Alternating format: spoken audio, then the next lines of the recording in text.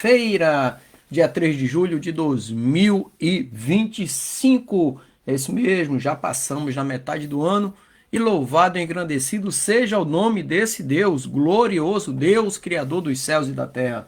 E você que está conosco ao longo do dia, desde as 6 horas da manhã, estamos agora com o nosso bate-papo teológico que começa às 19 horas todos os dias. E ontem nós terminamos o assunto sobre o livro do Apocalipse, capítulo 5 ontem, e durante os outros dias na semana nós estamos tratando sobre as doutrinas bíblicas. Então falamos sobre Deus, Jesus e o Espírito Santo, né? Ou seja, teologia, cristologia e pneumatologia. Agora nós vamos falar sobre bibliologia, a doutrina da Bíblia, ok? Então esse material, se você quiser, é só você mandar o e-mail nos comentários aqui do Facebook e eu mando para você, tá bom? Então, a introdução bíblica trata do estudo introdutório e auxiliar das escrituras sagradas, que nos leva a uma melhor compreensão dos fatos da Bíblia. Então, um ponto saliente nesse estudo é a história da Bíblia, mostrando como ela chegou até nós. Apesar de ser a Bíblia um livro divino, ela veio a nós por causa de homens manifestando a vontade de Deus através de uma linguagem humana para que o homem possa entendê-lo. Então, por essa razão, a Bíblia faz alusão a tudo o que é terreno e humano. Menciona países, montanhas, rios, desertos, mares, climas, solos, estradas, plantas, produtos, minérios, comércio, dinheiro, línguas, raças, usos, costumes, culturas, etc. A Bíblia menciona tudo isso porque ela foi escrita para o homem, ok? Então, Deus, para fazer-se compreender, vestiu a Bíblia da nossa linguagem, bem como do nosso modo de compreender. O autor da Bíblia é Deus, mas os escritores foram os homens. Ou seja, a Bíblia é um livro inspirado por Deus que usou homens a escrevê-lo. Certa vez eu li de um autor, não vou citar o nome aqui, né? Mas ele declarou corretamente. E ele declarou o seguinte, abre aspas, a Bíblia é Deus falando ao homem. Deus falando através do homem, é Deus falando como homem, é Deus falando a favor do homem, mas é sempre Deus falando, ok? Quero mandar um abraço, pastor Nilo, meu amigão, Nilo Faustino ali, da Primeira Igreja Batista em Balneário Pissarras, aqui em Santa Catarina. Deus abençoe, pastorzão. Um abraço na irmã Valda e que o Senhor continue abençoando a tua vida e o teu ministério em nome de Jesus. Eu quero também mandar um abraço para o Silvio, lá de Camaragibe. Estávamos conversando agora há pouco tempo, questões de minutos atrás. O Silvio é um amigo de infância. Ele, o Ricardo mora em João Pessoa, capital do estado da Paraíba, e Silvio mora em Camaragibe, uma cidade de Pernambuco, que foi onde nós estudamos juntos, lá nos anos 70, final dos anos 70, início dos anos 80, até eu entrar na Marinha antes de meados dos anos 80, né? Então nós estávamos falando, ele relembrando na época, a gente estudava e tal, e eu até comentei com ele aquela correria para pegar merenda. Na época tinha como é que se fala? Arroz doce, né? Tinha arroz doce na merenda, era uma briga. Mingau de curau, né? Mingau de fubá, de milho. Era uma coisa... É bem gratificante poder ter essas boas lembranças, porque você tem bons amigos. Quando você tem bons amigos de infância, você tem boas lembranças, porque esses amigos fazem essas lembranças permanecerem vivas no nosso coração. Por exemplo, pastor Nilo, nós passamos um bom tempo juntos, ministrando a palavra de Deus juntos no mesmo ministério. Então nós temos boas lembranças juntos. Por quê? A boa amizade alimenta a boa lembrança. Tá bom? Então que Deus continue nos abençoando. Agora, voltando aqui para falar ainda sobre Bíblia, né? Antes de haver a Bíblia, antes esse verbo haver existir, né? Antes de existir uma Bíblia. Então, parece-nos difícil acreditar no mundo que não tinham uma Bíblia. Mas, durante os primeiros tempos, não havia uma revelação escrita, porque não se registrava qualquer coisa escrita que fosse inspirado até Moisés. Não havia nada escrito da palavra de Deus que nós temos hoje. Moisés foi o primeiro a escrever. Muita coisa era passado de tradição oral, na oralidade. Ia falando de pai para filho, avô para o neto, e assim ia passando de geração a geração. Então, era aquela história oral, né? Era a Bíblia oral que ia passando de pai para filho até chegar em Moisés, e Moisés ali ser usado por Deus. Moisés, a história de Moisés é bem interessante ali no livro de Gênesis. Foi ele, inclusive, quem escreveu o livro de Gênesis, todos os 5 primeiros livros, Gênesis, Êxodo, Levítico, Números e Deuteronômio. Nós vamos ver isso com mais detalhes lá na frente. Então, até Moisés, tudo era passado de pai para filho, de avô para o neto, e assim ia.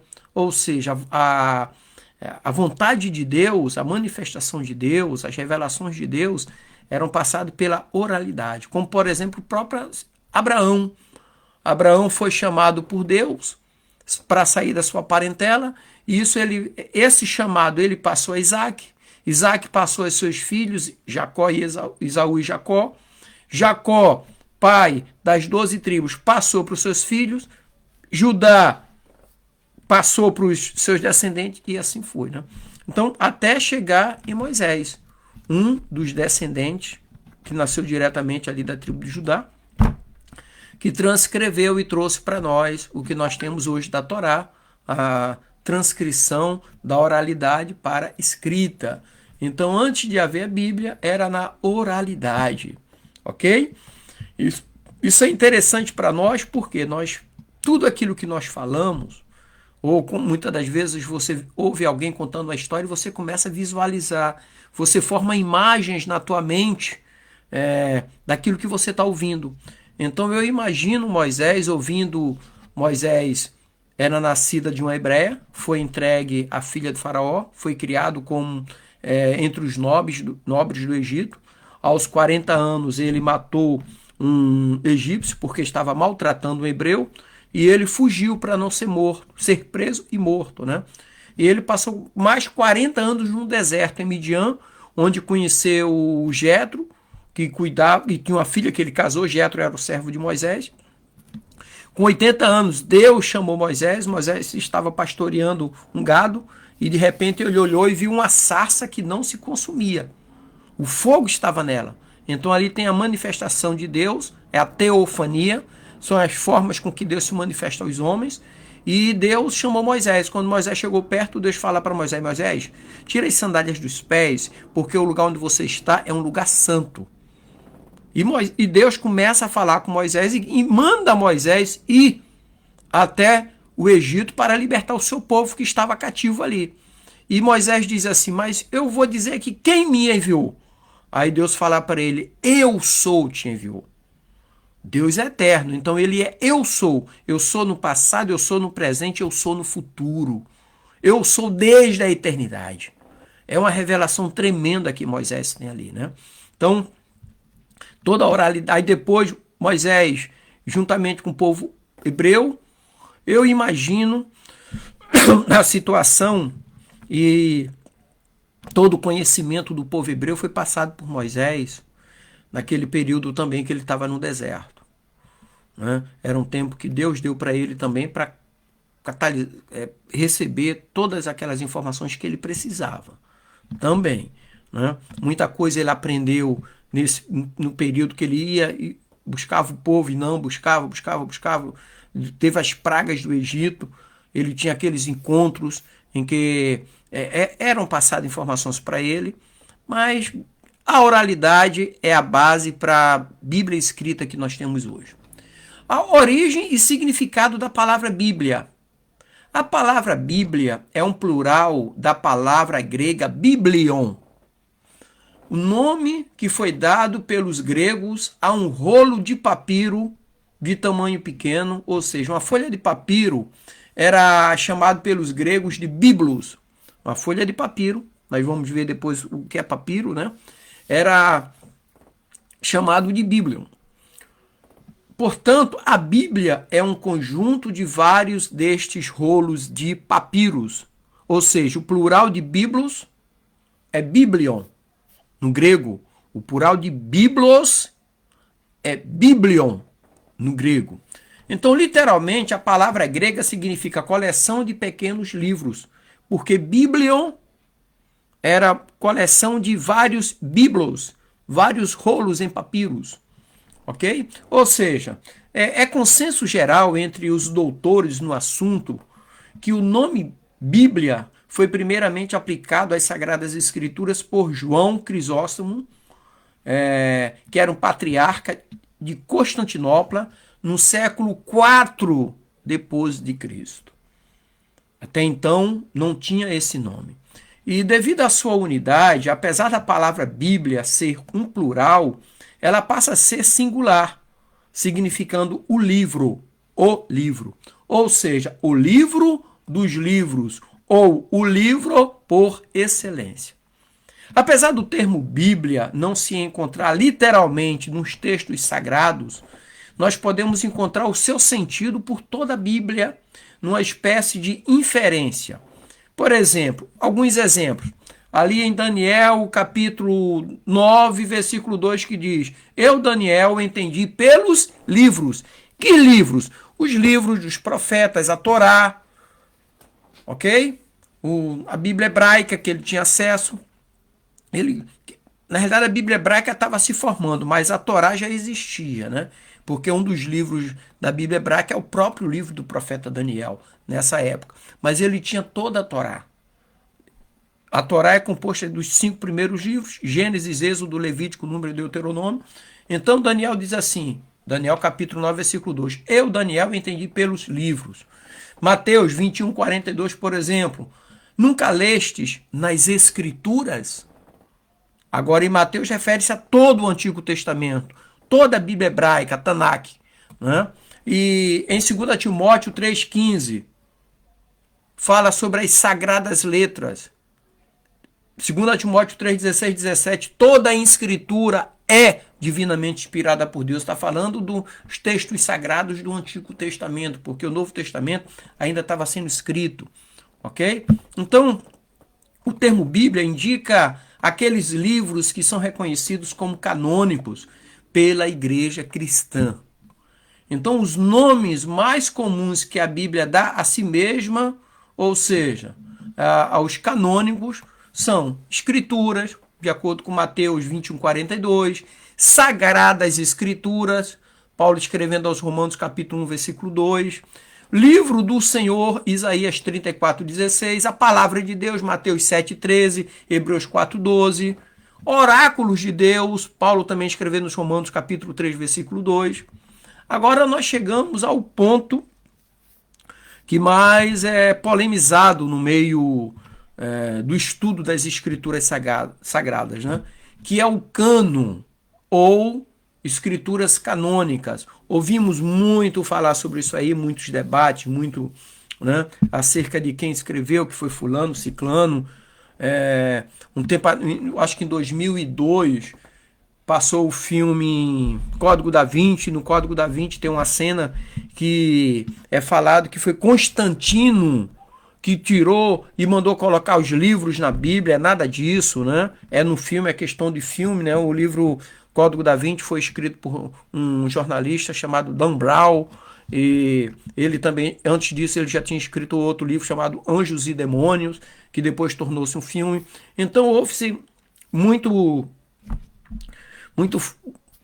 narrativas acerca do cânon das escrituras. Então, o cânon ou escrituras canônicas é a coleção completa de livros divinamente inspirados que constitui a Bíblia. O vocábulo grego cânon originalmente significa um instrumento de medir ou vara de medir. É o nome de uma peça de madeira, tipo uma régua, ou de outro material que usam os pedreiros, os carpinteiros e outros profissionais para alinhar ou nivelar uma obra, ok? E com o passar do tempo, o termo encontrou no vocabulário eclesiástico um emprego no sentido metafórico ou sentido figurado.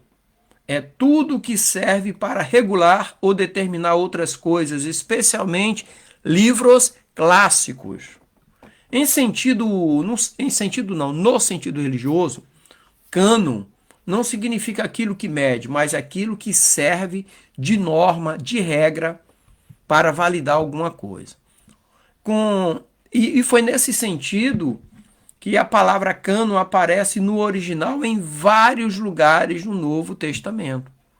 Por exemplo, deixa eu pegar aqui, eu vou usar a Bíblia judaica, tá, pessoal?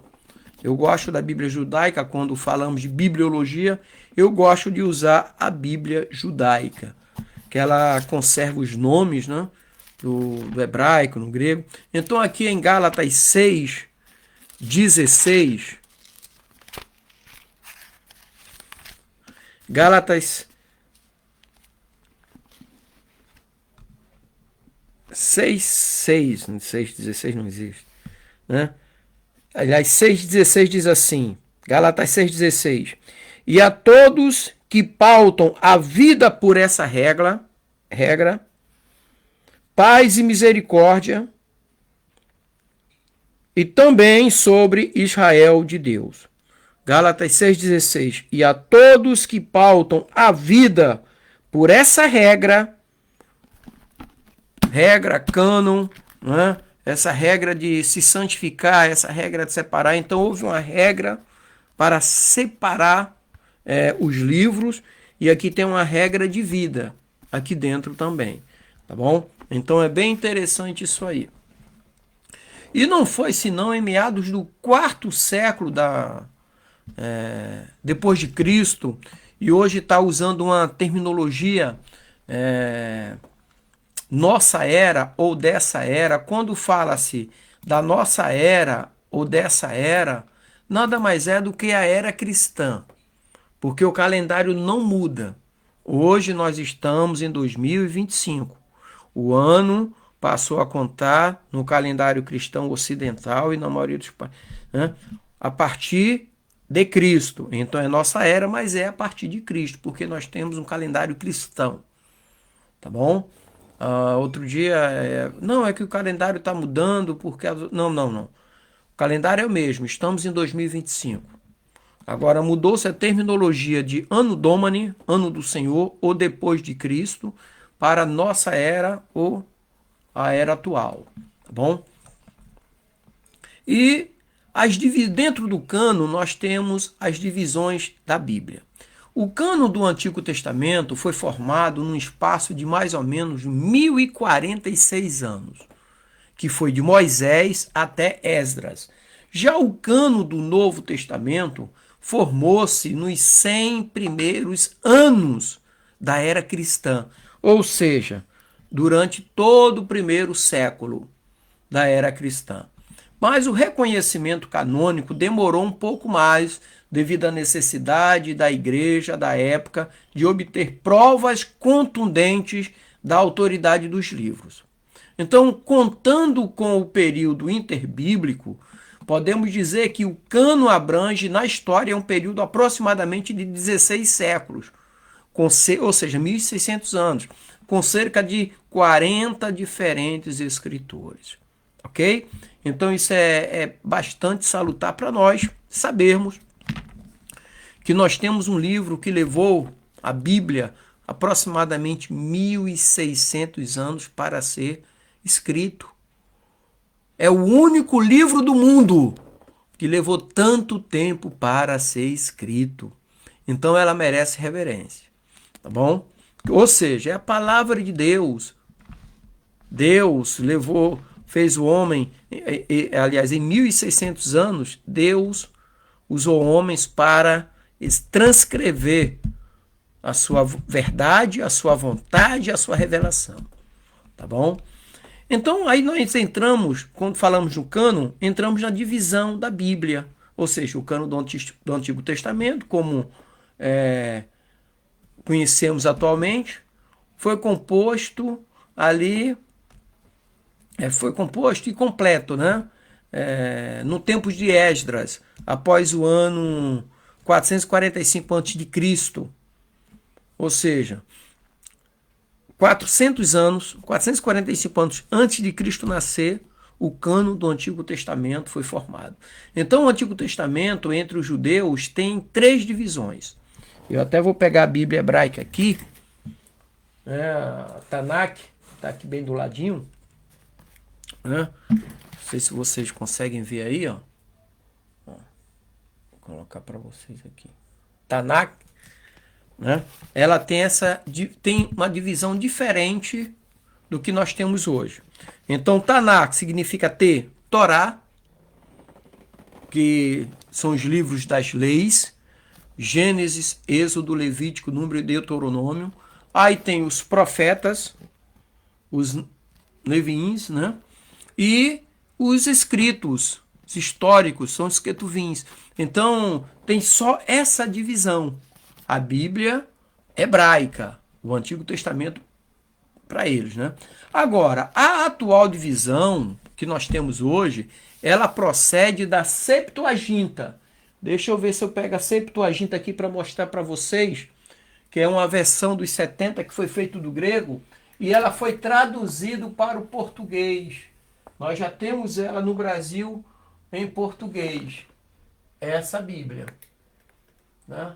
Ela está lá em cima. Eu botei deitado lá em cima, para a gente pegar. Né? Então, como é que veio a formação da Septuaginta? Alexandre o Grande foi um grande conquistador. Ele fundou a cidade de Alexandria e também a Biblioteca de Alexandria. Qual era o sonho dele? Reunir na Biblioteca de Alexandria todos os livros principais das grandes nações da sua época. Entre eles, tinha a Tanakh, a Bíblia hebraica, que era o Antigo Testamento. Então, depois que ele faleceu, os seus principais generais ficaram administrando as terras conquistadas por Alexandre. E um deles resolveu reunir 72 eruditos gregos e hebreus, israelitas, judeus, para traduzir para o grego todo o Antigo Testamento, que é a Septuaginta, versão dos 70. Depois que ela foi traduzida para o grego, a primeira cópia original foi para a Biblioteca de Alexandria e outras cópias foram feitas e ficaram circulando tudo em grego.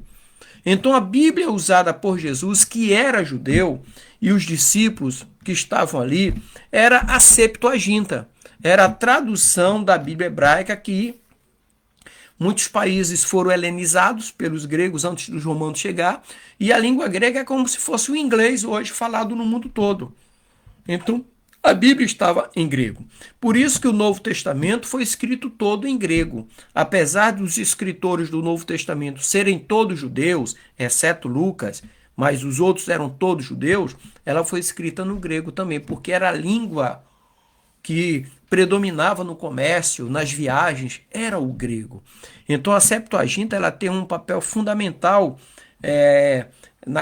na formação do cânon do Antigo Testamento que nós temos hoje na nossa Bíblia, ok? Então ali nós temos a Septuaginta. Aí veio a Vulgata, né? A Vulgata Latina, que foi feita do hebraico para o grego cerca de 285 anos antes de Cristo ali, né? Então nós temos muitas Bíblias no mercado hoje. Então nós temos o Antigo Testamento todo em hebraico. Você tem acesso. Você tem a Bíblia. Deixa eu ver se eu estou com ela aqui, mão. A Bíblia latina. A Peshitta. Aqui. Você também tem ela toda em latim. A Bíblia toda em latim, que é a Vulgata. Hoje você também tem. Tem alguns termos, por exemplo, que tem na Bíblia Vulgata Latina, que são temas polêmicos. Palavras polêmicas, por exemplo, Lúcifer. A palavra Lúcifer ela apareceu primeira vez na tradução latina, na Vulgata, que fala que hoje é usado muito a palavra Lúcifer para referir-se a Satanás, ao diabo, mas Aqui, o mesmo termo utilizado ali em Isaías, Lúcifer, é o mesmo em 1 Pedro. Mas não vamos entrar nesse assunto, que é um assunto polêmico, né? Mas ela não se refere ao diabo. A palavra Lúcifer, que aparece aqui na latina, não se refere ao diabo. Mas isso é um assunto para outro dia, né? Muito bem. Então, a primeira divisão, 5 primeiros livros, a lei, é conhecido como Pentateuco, que foi atribuído a Moisés. E quais são os livros do Pentateuco? Gênesis, Êxodo, Levítico, Números e Deuteronômio. Nós temos ali, ok? Então, ficou estabelecido assim para a nação de Israel, a Torá, a lei, e para nós, com a tradução da Septuaginta, é o Pentateuco, ok? Júlio Wilhelmus, ele viveu de 1844 a 1918, é um dos mais proeminentes nomes no terreno do criticismo, ele era um crítico, né? Criticismo bíblico do século XX, século passado. Ele foi professor na Universidade de Griswold, em Marburgo, e nos seus esforços para negar o fato de Moisés ter sido o autor dos livros que são atribuídos, ele negou a própria possibilidade dele, Moisés, os haver escrito. Então nós temos muitas teorias aí que quer tirar a autoridade de autores, quer mudar o nome do livro. Por isso que nós temos que ter muito cuidado quando nós vamos pegar um material para ler ou uma fonte. Eu falo sempre para o Bruno aqui, quando ele faz uma pergunta acerca de um assunto, eu falo, onde é que você viu essa pergunta? Onde é a fonte? Que ele vê um assunto, alguém comentando e vem me perguntar. E eu pergunto para ele, qual é a fonte que você ouviu tratar desse assunto? Porque a fonte, ela tem que ter credibilidade. Se ela não tem credibilidade, não levamos para frente. Esse é o detalhe, né? Então, alguns estudiosos, ao longo dos séculos, levantaram muitos assuntos polêmicos acerca da Bíblia. Assuntos esses que, com o avanço das descobertas arqueológicas e históricas, caíram por terra. Muitas coisas, né? Eu, por exemplo, esse ano estou fazendo uma pós-graduação em História Antiga. Então, muita coisa eu estou vendo ali, muita coisa interessante, né? Eu já fiz curso, sou formado em História também, e eu já contei aqui, eu lembro que uma professora de Egiptologia, que eu tive lá no Rio de Janeiro, 2000, final dos anos 90 para 2000, estudava na Uniswan, e a professora de egiptologia, que não era crente, poderia ser cristã, e ela estava dando aula de egiptologia usando a Bíblia Sagrada. Usando a Bíblia. Eu olhei para ela, o livro que ela estava na mão, que ela estava falando sobre o Egito, e falando sobre um estrangeiro no Egito. E ela entrou ali em Gênesis 36. Gênesis 36 fala de José. Aí eu abri minha bolsa e peguei a Bíblia. E tô ali, eu sempre gostei de sentar na frente. Quem me conhece sabe que eu gosto de estudar. O pastor Nilo é um exemplo, me conhece bem. Eu gosto de sentar ali na frente. Aí abri a minha bolsa e peguei a Bíblia e tô olhando para ela. Inclusive, na época, era a Bíblia Thompson, que tinha chegado no mercado. Ela olhou para mim e falou assim, ô Carlos, esse livro que você abriu é a Bíblia? Eu falei, sim, estou na página 36 do livro de Gênesis. E ela falou assim para mim, como é que você sabe que eu estou na página 36? E eu falei para ela, porque eu conheço esse assunto. Eu conheço esse personagem que a senhora está falando. Ela falou, poxa, que legal, tem mais alguém que tem Bíblia aí?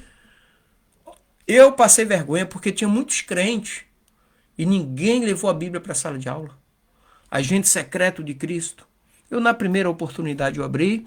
E a partir dali, né, eu fiquei sendo ela. Eu falei para ela que eu já tinha bacharel em teologia e aquela coisa toda e tal. E ela falou: poxa, que legal, você já é acadêmico também, está fazendo esse curso aqui. Poxa, para mim é uma honra. E trocávamos figurinha. Ela já era uma senhora, né?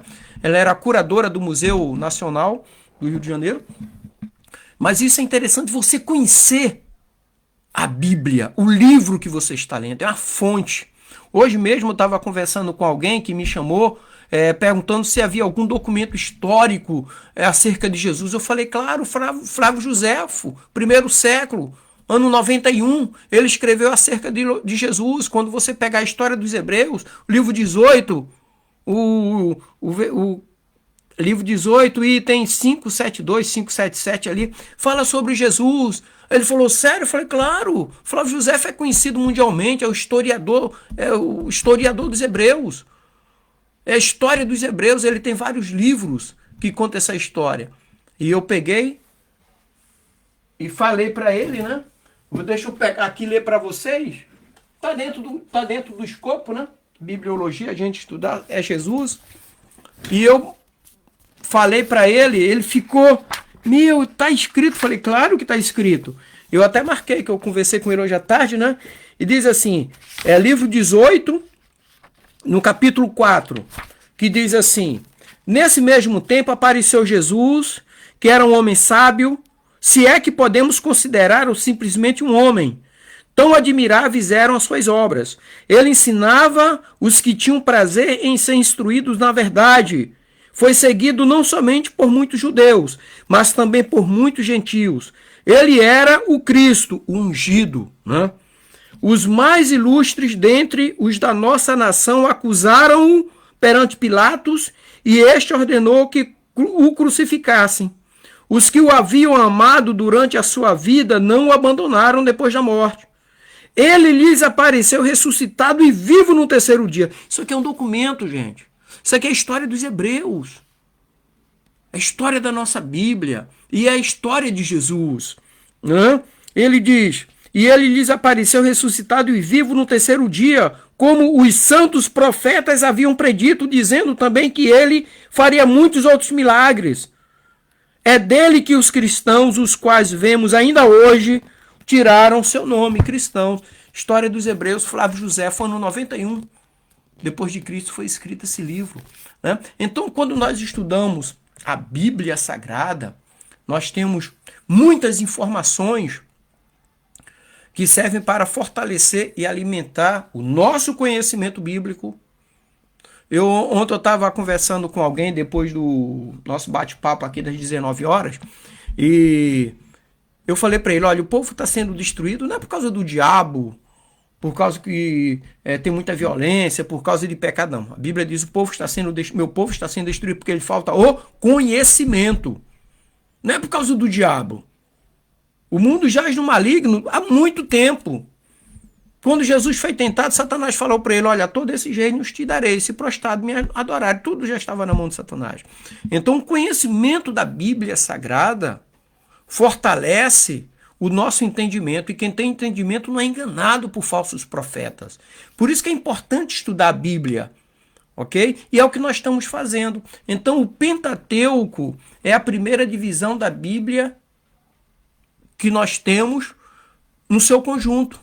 O Antigo Testamento começa com o Pentateuco, ali, diretamente, os livros escritos por Moisés, ok? Então, pessoal, nós paramos hoje por aqui, voltamos na segunda e terça-feira, falando ainda sobre... Amanhã estou aqui também, nós vamos começar falando a partir do Pentateuco para vocês, tá bom? É bom ter vocês aqui.